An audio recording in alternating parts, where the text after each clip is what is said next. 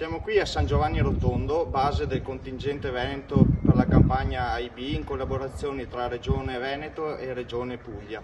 A rappresentare il distretto del Vicentino abbiamo le associazioni di Valdagno, Cogollo del Cengio, Nove Cartigliano e Schio.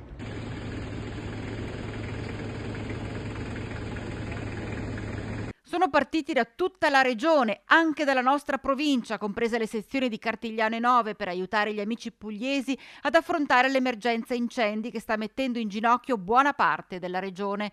Volontari e volontarie della Protezione Civile del Vicentino, specializzati in antincendio boschivo, al lavoro, alternandosi a turni settimanali. Sempre in prima linea, affiancando in questo frangente difficile i vigili del fuoco delle caserme locali del Foggiano, impegnati a spegnere le fiamme che hanno devastato centinaia di metri quadri di campagna, radura, boschi.